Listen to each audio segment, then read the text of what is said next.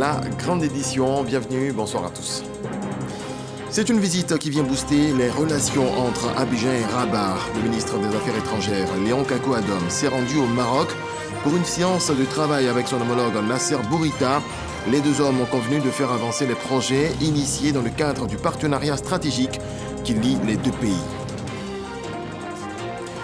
Un commissariat de police pour assurer la sécurité des biens et des personnes à Ara, dans la région du Moronou. L'édifice a été inauguré hier par le ministre de l'Intérieur et de la Sécurité, Vagondo Diomandé. C'est le fruit des actions conjuguées du Conseil régional du Moronou et de la municipalité d'Ara pour appuyer les efforts de l'État de Côte d'Ivoire. Et puis il permet de rallier la commune de Yopougon à celle d'Adjamé en moins de 10 minutes.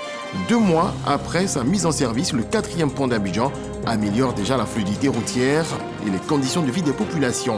Notre dossier EcoPlus s'intéresse à cet ouvrage réalisé dans le cadre du projet du transport urbain.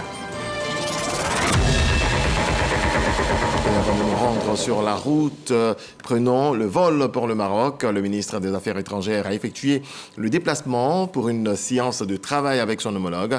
Léon Kakou Adom et Nasser Bourita ont convenu de faire avancer les projets initiés dans le cadre du partenariat stratégique qui lie les deux pays. Caramel Dia. C'est une visite de travail qui s'inscrit dans le cadre de la consolidation du partenariat, fort et ambitieux, bénéfique au Maroc et à la Côte d'Ivoire. Le ministre ivoirien des Affaires étrangères, Léon Kakou Adom et son homologue marocain Nasser Bourita ont souligné le rôle clé du secteur privé dans la vitalité des relations bilatérales entre les deux pays. Ils ont insisté sur la promotion de nouveaux investissements dans le cadre d'un nouveau partenariat stratégique. Je voudrais me réjouir de ce qu'au plan économique, comme au plan culturel d'ailleurs, nos relations avec le Maroc ne cessent de se raffermir. Notre plan national de développement 2021-2025 réserve une part belle à l'initiative privée, près de 70%, et nous sommes heureux de constater que les initiatives privées et marocaines prennent leur part. Notre commerce ne cesse de grimper, il est florissant. Évidemment, nous avons le devoir impérieux de faire en sorte que, lorsque tout va bien, nous fassions en sorte que ça aille encore mieux. Nous avons convenu de tenir la commission mixte avant la fin de cette année. Nous allons également réactiver les mécanismes du groupe d'impulsion économique mis en place par nos deux présidents en vue d'établir les canaux de communication entre les structures des secteurs privés de nos deux pays. La coopération entre le Maroc et la Côte d'Ivoire est encadrée par 130 accords touchant tous les secteurs d'activité. Et le plan sécuritaire n'est pas épargné. Parlant justement de sécurité, la ville d'Ara, dans la région du Moronou, a désormais un commissariat de police. L'édifice a été inauguré hier par le ministre de l'Intérieur et de la Sécurité, Vagondo Diomandé. C'est le fruit des actions conjuguées du Conseil régional du Moronou et de la municipalité d'Ara pour appuyer les efforts de l'État de Côte d'Ivoire. On voit cela avec Walter Amadou Ouattara. C'est dans la ferveur populaire que les habitants, cadres, élus, autorités coutumières, religieuses et administratives d'Ara célèbrent l'avènement du tout premier commissariat de police de la localité. C'est le résultat des actions conjuguées du Conseil régional du Moronou et de la municipalité d'Ara dans le but d'appuyer les efforts du gouvernement au plan sécuritaire. Il y a quelques mois, c'était la brigade de gendarmerie que nous inaugurons. Aujourd'hui, c'est le commissariat.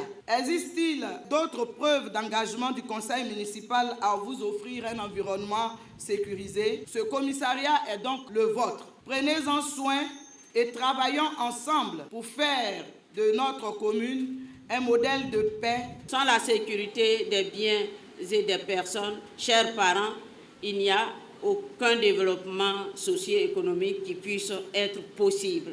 Continuons à œuvrer pour un avenir où chacun pourra vivre en toute quiétude et en toute sécurité. L'inspecteur général d'État, Théophile Awandoli, se félicite de cette contribution citoyenne visant à renforcer la sécurité des personnes et de leurs biens. Nous avons un problème de coupeur de route, un problème de drogue. Les cannabis commencent à remplacer le cacao dans les plantations et nous avons un problème d'orpaillage clandestin.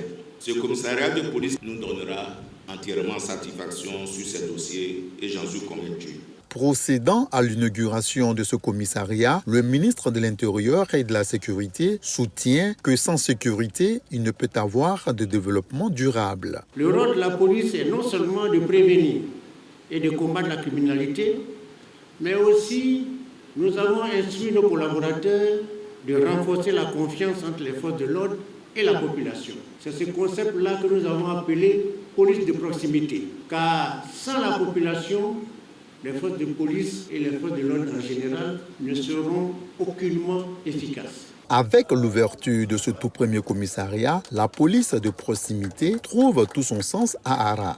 Bâti sur une superficie globale de 8000 m², cet ouvrage compte 8 bureaux, un poste de police, une salle technique, une place d'armes et des violons. Voilà les conditions créées. Les forces de l'ordre peuvent lutter efficacement contre les fléaux qui gangrènent notre société, notamment le travail des enfants dans la cacaoculture. Mais avant, place à la réflexion. Et c'est la ville de Grand-Bassam qui abrite depuis ce mardi un atelier de formation des acteurs nationaux de lutte contre le travail des enfants sur la durabilité sociale du cacao. Mama Traoré. 67% du cacao ivoirien est exporté vers les pays de l'Union européenne et 14% vers les États-Unis d'Amérique. Ces pays consommateurs sont de plus en plus exigeants sur la qualité du circuit de production et de commercialisation des fèves. Il est même envisagé d'interdire sur leur marché tout produit issu de la déforestation et du travail forcé. De telles exigences interpellent les acteurs de la chaîne de valeur du cacao ivoirien. En réponse, ils décident de s'imprégner de la notion de durabilité sociale du cacao à travers cet atelier de formation organisé par le Comité national de surveillance des actions de lutte contre le travail des enfants. Cette lutte est d'autant plus cruciale aujourd'hui en tenant compte de nouvelles exigences de production durable du cacao avec en toile de fond l'entrée en vigueur de la prochaine réglementation sur la déforestation importée. Nous avons aussi la norme AS1000 pour la cacaoculture durable et traçable, où l'entité reconnue doit mettre en place une politique en matière de droits de l'homme, de la sauvegarde de l'enfant. Nous aimerions qu'à l'issue de cet atelier, nous ayons une vision plus claire sur la façon de mettre en commun les efforts, de les discuter avec le secteur privé pour que, à la plus brève échéance possible, nous ayons un outil commun pour repérer, pour traiter et pour documenter tous les cas que nous pouvons trouver de travail des enfants dans ce secteur du cacao. Désormais, la lutte contre le travail des enfants ne se limite pas à une exigence éthique. Elle est également une condition sine qua non pour accéder à des marchés de plus en plus exigeants en matière de durabilité sociale. Outre le renforcement de capacités, cette session sera également le lieu d'actualiser la feuille de route des agents vérificateurs du travail des enfants dans la cacaoculture.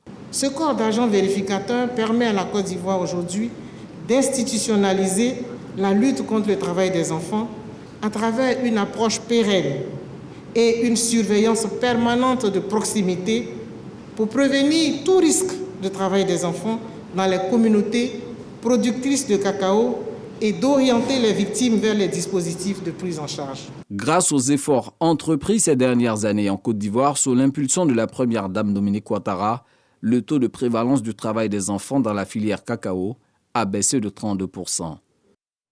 La protection des enfants est également au cœur de la journée mondiale de lutte contre la traite des personnes célébrée aujourd'hui à Dimokro. Le thème retenu cette année, pour nos enfants, tous engagés contre la traite des personnes.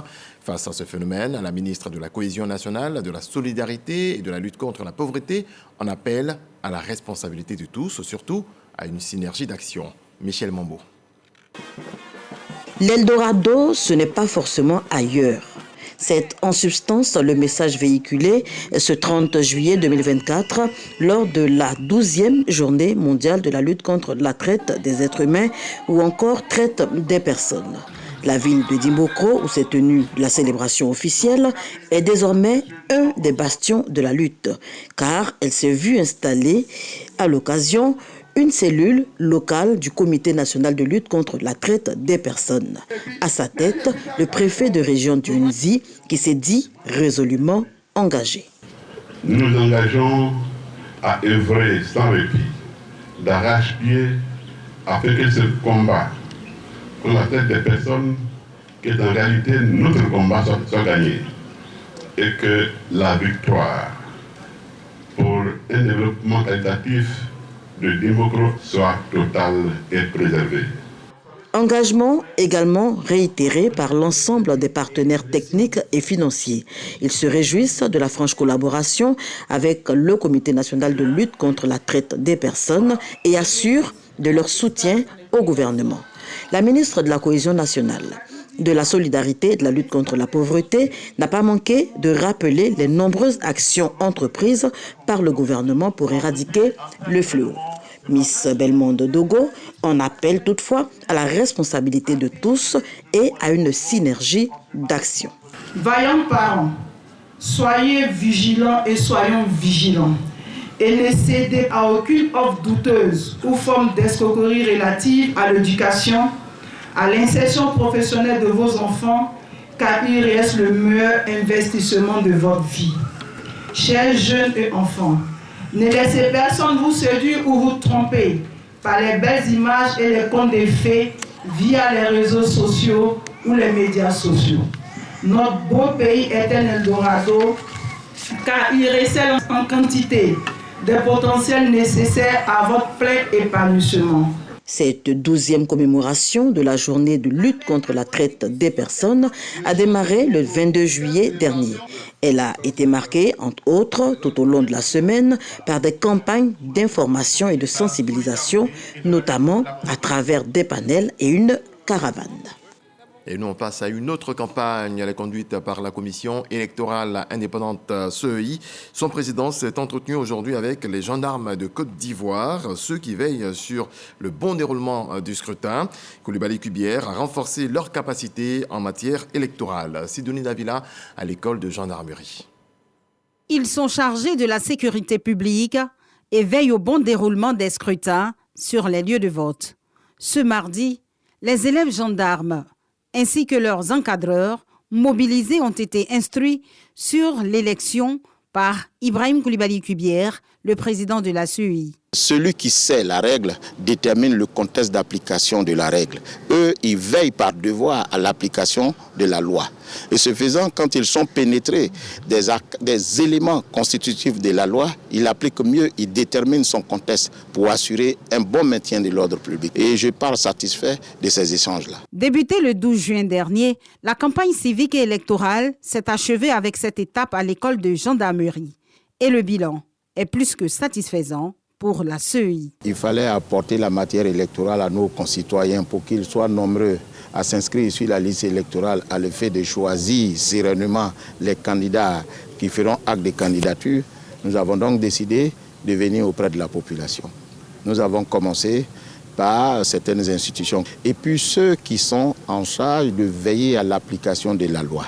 Ils nous ont montré qu'ils avaient soif de comprendre les règles qui encadrent l'élection et ce faisant, ils vont eux-mêmes, dans l'application, déterminer le contexte qui puisse atteindre le maintien de l'ordre public. Nous osons espérer que la population va suivre quant à l'inscription sur la liste électorale pour qu'au soir du 25 octobre 2025, on ait des élections apaisées.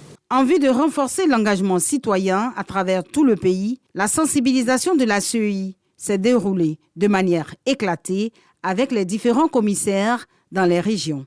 Pendant près de 2 mois, cette initiative a touché de nombreuses couches sociales.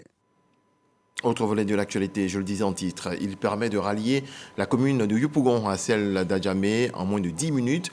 2 mois après sa mise en service, le 4e pont d'Abidjan améliore déjà la fluidité routière et les conditions de vie des populations. Notre dossier EcoPlus s'intéresse justement à cet ouvrage à réaliser dans le cadre du projet de transport urbain. Léon Bro.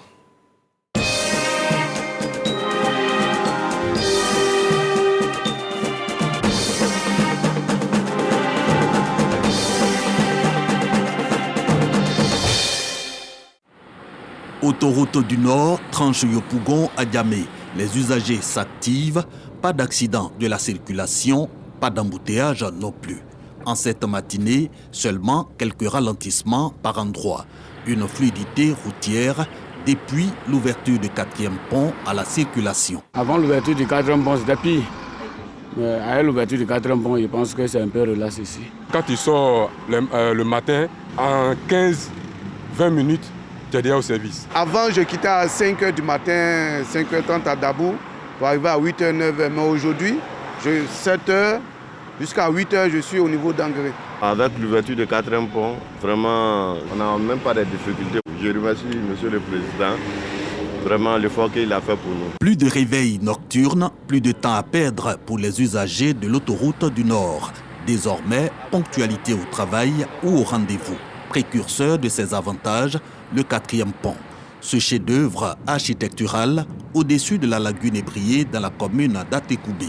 C'est le maillon essentiel d'un ensemble d'infrastructures autoroutières liant déjà la commune de Yopougon à celle du plateau et Adjamé. Un projet qui fait autour de 7 km qui part depuis les sapeurs-pompiers de l'Indénié et qui finit d'abord dans un premier temps après le 16e, avec chaque fois des échangeurs qui permettent d'enjamber ces voies qui rentrent sur Yopougon. Avec l'insertion du BRT, on a dû scinder le projet en 2 phases. La première phase, c'est celle qui est achevée aujourd'hui, qui fait environ 6 km depuis Yopougon jusqu'au niveau de la mairie d'Adjamé. 112 milliards de francs CFA investis exclusivement dans l'ouvrage sur financement de la BAD. Et les retombées sont multiples: mobilité urbaine, économie de temps, d'énergie et de carburant. De réels avantages pour l'économie nationale, pour les usagers de la voie express Yopougon-Adjamé et surtout ceux du 4e pont d'Abidjan. Avant ça, je faisais 45 000 d'ici plateau. Mais aujourd'hui, je fais 7 000 de ma maison au plateau, à mon lieu de service. Je gagne en temps, je gagne en carburant. Ça soulage énormément parce qu'on a connu tous les embouteillages. Tous ceux qui viennent de Yopougon, ils ne pourront pas dire le contraire. C'est vraiment une bouffée d'oxygène pour nous. On va plus tranquillement, on est moins stressé, on a moins d'embouteillages maintenant. Vraiment, ça fait plaisir. Pas que facteur de croissance économique, le 4e pont impacte même la vie sociale des populations. L'avantage, c'est que vous avez le temps de voir les enfants, de voir la famille, et le carburant, c'est impec. Plus d'embouteillage, on gagne en tout, j'allais dire. Amélioration des conditions de vie des populations, renforcement de la mobilité urbaine. Le 4e pont en passe d'atteindre ses objectifs autant que le désengorgement de la voie express Yopougon-Adjamé. Au moins 33 000 véhicules détournés chaque jour vers le 4e pont d'Abidjan. On compte à plus de 100 000 véhicules jour qui empruntent dans la voie express de Yopougon. On estimait ici à plus de 52 000 véhicules jour qui devaient emprunter ce taxe. Le 4e pont est un projet pour pouvoir donner une alternative donc à toutes ces populations de Yopougon. Pour la plénitude de ses capacités d'absorption du trop-plein du trafic de la voie express Adjamé-Yopougon, encore à réaliser 2 sections du 4e pont. La tranche 16e arrondissement, route de Dabou dans la commune de Yopougon et celle d'Adjamé village entre la mairie d'Adjamé et le carrefour Indénié. Déjà bouclé ici, études et financement. 60 milliards de francs CFA. En termes de chronogramme, si on fait l'attribution, la réception des offres, l'analyse et tout, on doit pouvoir démarrer ce projet avant la fin de cette année de 2024, démarrer au moins le cours des travaux pour une période au minimum de 2 ans. La 3e phase, qui est celle que nous sommes en train d'étudier aujourd'hui, elle doit nous permettre à terme de pouvoir donc continuer le projet et nous raccorder à la route de Dabou en intégrant également le BRT, de telle sorte que quelqu'un qui vient de Dabou ou bien qui vient de Cocody vraiment puisse circuler de part et d'autre. Vraiment, en espace de 10 minutes, la personne a fini de faire son parcours. Il intègre le BRT, bus rapide transit, le 4e pont, un ouvrage à impact réel sur la mobilité urbaine et les conditions de vie des populations. Des avantages bien plus importants que le coût du péage. Reste donc la fin du projet pour densifier le trafic via le 4e pont. Voilà, la route rapproche, les ponts encore plus. Eux sont comme des ponts, ils veulent rapprocher les populations, surtout dans un climat de paix et de cohésion. Les médiateurs de l'espace UEMOA se sont retrouvés à Abidjan pour une séance de travail, une rencontre de partage d'expériences afin d'être plus efficaces dans le règlement des conflits. Éric Ogoré. Une rencontre de haut niveau pour ces membres de l'association des médiateurs de l'espace UEMOA dans la capitale économique à Abidjan. Ils réfléchissent sur les stratégies et mécanismes qui vont leur permettre de se rapprocher davantage des populations à travers le règlement des conflits. Ces médiateurs ambitionnent de faire des pays de l'espace UEMOA des endroits sans conflit. Cette vision, soutenue par bien d'autres mécanismes internationaux tels que la déclaration Oliva-Tambo, les principes de Venise et de Paris, est aujourd'hui plus qu'une nécessité compte tenu du contexte sous-régional complexe dans lequel nous sommes appelés à accomplir nos missions. Nous faisons face d'une part à une crise sécuritaire sans précédent dans notre région et d'autre part à des crises sociopolitiques amplifiées par le reflux de la démocratie et de l'état de droit. Adama Tungara, médiateur de la République de Côte d'Ivoire, revient sur l'impact positif de la médiation dans le quotidien des populations. La réunion d'Abidjan revêt ainsi un intérêt certain. C'est pourquoi la Côte d'Ivoire se réjouit d'accueillir cette rencontre des médiateurs de l'espace UEMOA qui permettra par ailleurs d'examiner les moyens de mobiliser les ressources utiles au financement de futurs projets. Mesdames et messieurs, nos institutions de médiation jouent un rôle majeur dans le domaine de protection des droits du citoyen et du renforcement de la cohésion sociale. La mission d'intercesseur gracieux entre l'administration et les administrés, leur permettant d'intervenir en cas d'abus, d'erreur ou d'omission des services publics, rassure les citoyens sur la prise en compte de leurs intérêts. En un mois, c'est la deuxième rencontre de l'association des médiateurs des pays de l'espace UEMOA à Abidjan. La première rencontre s'est tenue du 3 au 5 juillet dernier. Jetons un coup d'œil à présent sur cette autre rencontre autour de la politique culturelle en Côte d'Ivoire. À Dabou, la ministre de la Culture et de la Francophonie, Françoise Remac, et son équipe réfléchissent sur les actions à mener sur la période 2025-2027. Malika Koulibaly. Valider le document de programmation pluriannuelle des dépenses et des projets annuels de performance du ministère de la Culture et de la francophonie pour la période 2025-2027. C'est l'enjeu au cœur des échanges entre les acteurs budgétaires et les experts du ministère de la Culture et de la francophonie. Cette rencontre est l'aboutissement d'un long processus d'échange avec tous les acteurs budgétaires de notre ministère et d'encadrement de nos correspondants et partenaires.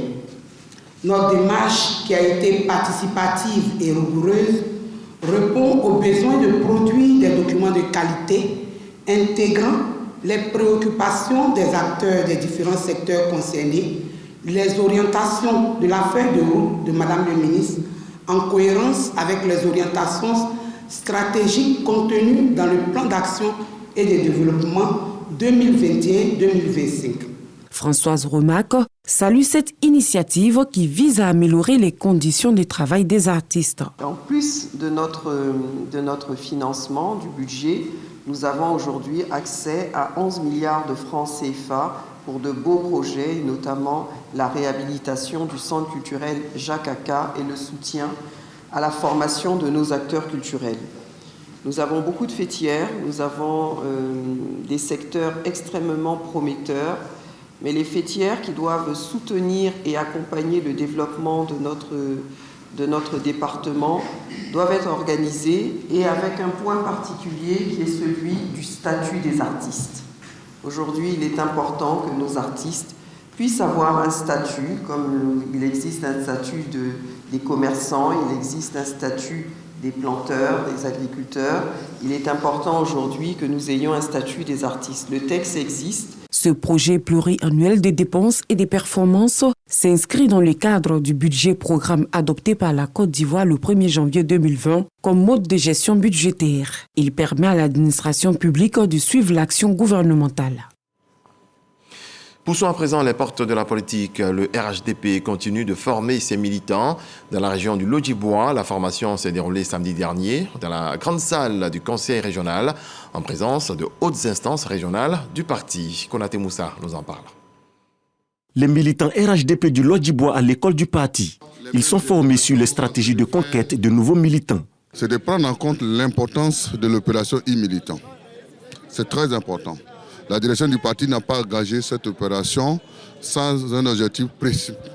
Et ils ont retenu qu'il faut qu'ils s'engagent véritablement dans cette opération. Les équipes, pendant 2 semaines, sont au corps à corps, d'une part, pour enseigner l'organisation du parti, la discipline et le militant modèle, bien sûr, à leur apprendre aussi le processus électoral, et d'autre part, à faire en sorte que nos militants soient engagés dans cette école de pensée qui est le développement de la Côte d'Ivoire avec l'homme au milieu.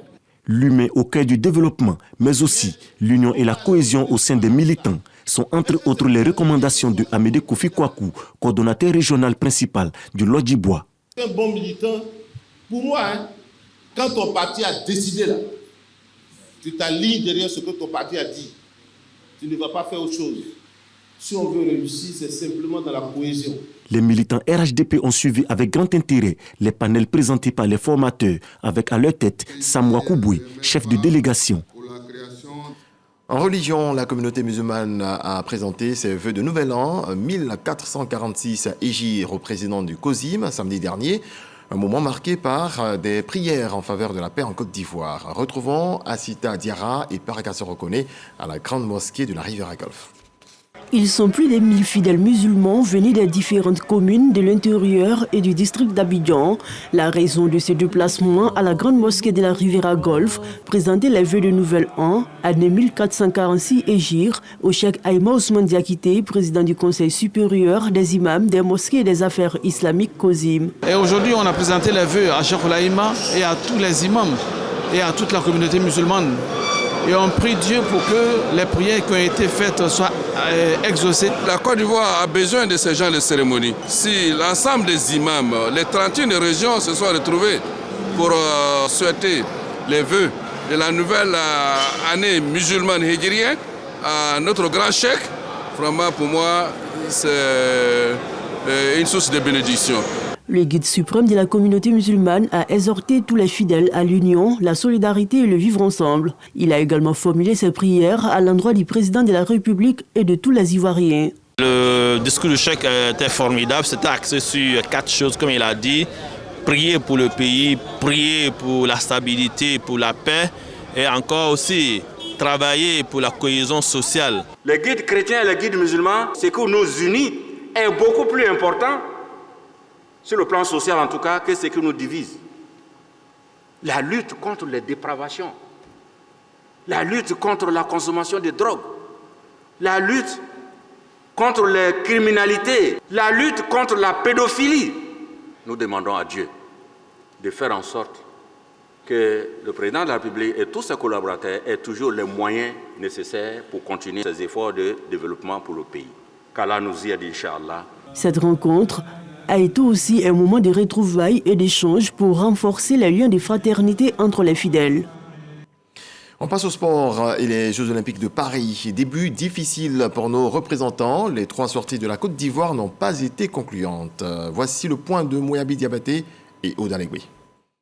72 heures après l'ouverture des Jeux Olympiques de Paris, la Côte d'Ivoire attend toujours son premier exploit. En judo, il n'y a pas eu de miracle pour Zouleila Daboni. L'Ivoirienne engagée chez les moins de 57 kilos a été éliminée en 16e de finale par l'Ouzbek Choukourane Aminova après 3 minutes 27 secondes de combat. Je ne voulais pas prendre vraiment trop de risques, donc il fallait vraiment prendre contact avec l'adversaire tout et tout. Je prends un shido qui fait que je perds le combat brusquement. Seulement ça j'arrive pas à expliquer. Pour ses premiers Jeux Olympiques, le fleurettiste ivoirien Jérémy Fafa s'est incliné face à l'Américain Alexander Massiala 15-3. Grosse déception parce qu'il n'a jamais réussi à rentrer dans le match comme il fallait. Au début du match et jusqu'à la première partie du match, il n'arrivait pas à trouver la cible. Plusieurs fois, il fait les bonnes actions, mais il ne touche pas, tout simplement. En escrime, quand on ne touche pas, ça ne marche pas, tout simplement. La fleurettiste ivoirienne Isabelle Esteban a également perdu d'entrée devant la Française Pauline Ronvier au stade des 16e de finale. Après ces 3 premières défaites, tous les espoirs de médailles sont désormais tournés vers le taekwondo et l'athlétisme qui feront leur entrée en lice dès le vendredi 2 août 2024. Courage à nos athlètes, on croise les doigts pour la suite de la compétition. Merci de votre attention, c'est tout pour ce 23h. Très belle nuit, Dieu nous garde. Bonsoir.